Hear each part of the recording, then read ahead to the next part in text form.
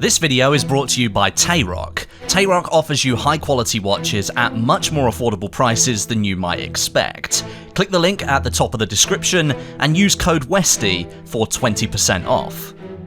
As Battlefield fans, I think we're always obsessing about the next piece of content. We want to know what the next new game mode is, when the next weapon's coming out, and what the next map's gonna be.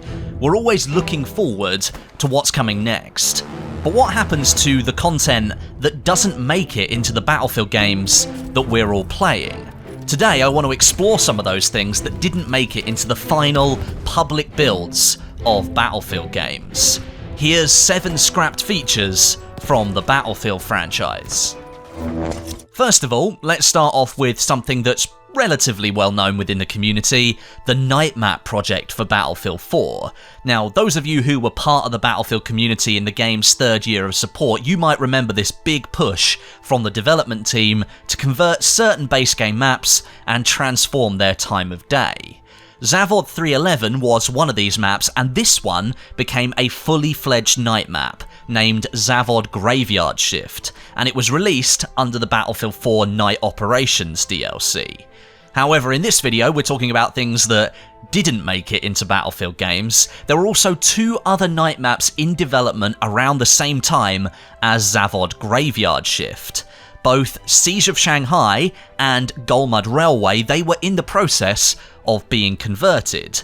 Siege already had been renamed to Infiltration of Shanghai, and Golmud, that was in slightly earlier stages of conversion. Sadly, neither of these maps made it across into the full public build of Battlefield 4, and they were shelved as the development team ended up shifting over to the Legacy and Community Operations DLCs, and those brought us the Dragon Valley map from Battlefield 2, you might remember that one, and probably the most memorable, Operation Outbreak, a jungle-themed map made with direct input from the community. Now personally, I would have preferred Infiltration of Shanghai to have made it into Battlefield 4 over Zavod Graveyard Shift. I'm a sucker for urban combat, but you can't argue when DICE dropped the update for free into the base game map pool. You really can't argue with free content. Number 2 on the list sees us rolling back the years to the very start of the Battlefield franchise, to something called urban combat. Now, this is rumoured to be a cancelled project that was under development at DICE around the year 2001, a year before the launch of the original Battlefield title, Battlefield 1942. While not officially being called a Battlefield game, urban combat was set to be related to the Battlefield series and centred around the idea of cops and robbers fighting each other. Sound familiar? Before DICE released Battlefield 1942, they released a game called Codename Eagle, and this is largely considered to be the prelude to the Battlefield franchise. That game was built on the Refractor engine, which DICE bought in the year 2000, and before that they operated under the name Refraction Games. Urban Combat was developed on the Refractor engine, and the team produced several early prototypes of the game, but ultimately the project was shelved and focus switched towards Battlefield 1942. Apparently the team at the time couldn't get the game's theme, Cops and Robbers, to work properly around the formula they wanted. Now, the reason this theme might sound familiar to you is because urban combat, or at least the spirit and the general idea behind it, eventually came to fruition in the form of Battlefield Hardline, developed by Visceral Games and DICE in tandem. The then GMs of DICE and Visceral, Carl Magnus and Steve Papoutsis, they met at an EA convention in Barcelona in 2011, and they discussed the idea of branching Battlefield out beyond the scope of war and taking it in a slightly different direction. They both agreed that the concept of cops and robbers could, with the now greater resources at hand, be realised within the Battlefield franchise, and thus, Battlefield Hardline was born. Arguably, when you look at Battlefield Hardline as a whole, you can kind of see why DICE shelved the idea back in 2001 to create a cops and robbers game. The lack of heavy tanks, heavy vehicles and planes took a toll on the Battlefield formula, and in general, at least to me, the setting didn't make a huge amount of sense. I always thought Hardline should have taken a much darker tone and maybe gone for something like the drug war in South America. But hey, I'm no video game developer. And sticking with Battlefield Hardline for just a second, number 3, At one point, the game did have heavy aerial combat in it. During this leaked, extremely early video of the game that was only intended to be shown internally within EA, but as with most things in video games, it leaked out, you can see this shot here that shows an A-10 jet sweeping across the Dust Bowl map. Battlefield Hardline could have been a very different game indeed if Visceral had decided to keep that creative liberty in there. Ultimately, the team decided it didn't fit into the cops and robbers fantasy that they were shooting for with the game, and they canned it. Switching over to Battlefield 1 now, and for number 4 in the list, did you know that during early development of the game, DICE implemented a mechanic where a soldier, using their shovel melee weapon, could dig holes in the ground? Well, if you didn't know, now you do know.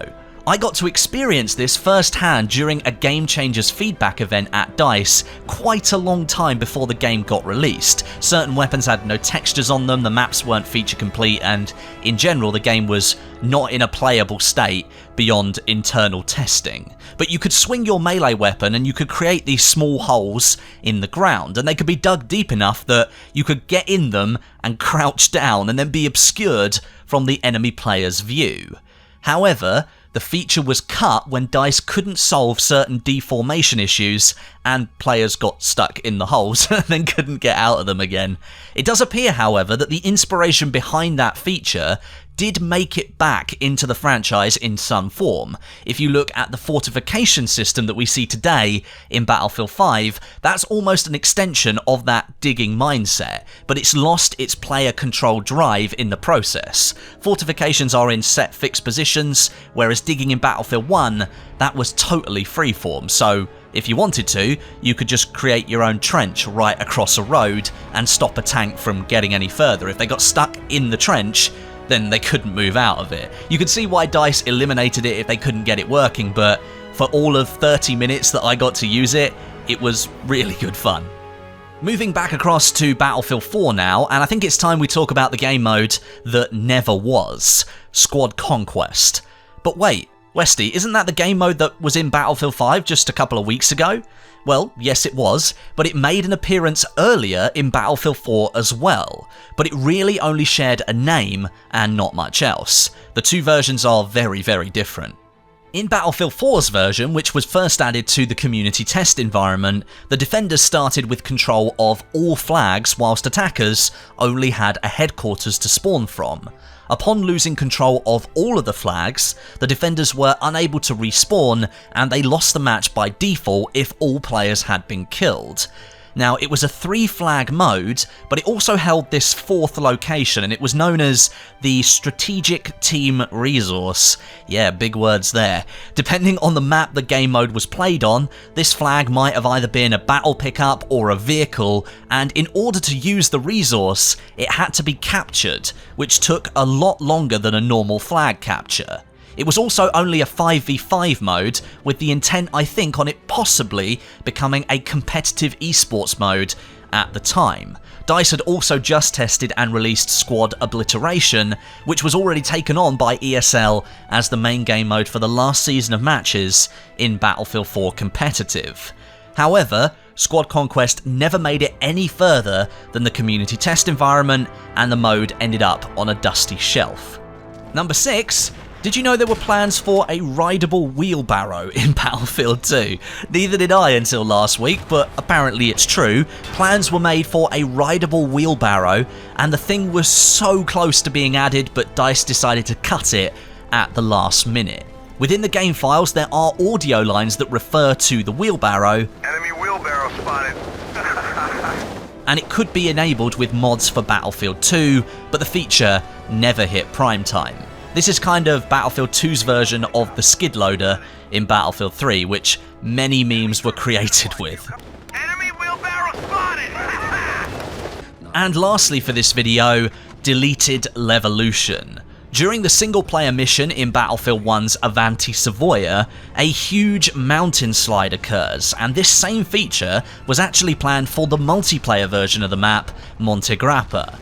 However, it was cut somewhere during development, and no reason was ever really given for this, although I'd have a stab in the dark and say it was probably down to performance. But what I can say with confidence is that had that mountain slide actually been active during multiplayer, it would have made the map a hell of a lot worse. Battlefield 4 brought Levolution to the forefront of the franchise and turned it into some kind of marketing gimmick. It automated the massive destructive moments that Battlefield is kind of known for. I was never really a fan of the mechanic, and I was actually very glad to see DICE bring back the much more dynamic player-controlled destruction in Battlefield 1 and more recently, Battlefield 5.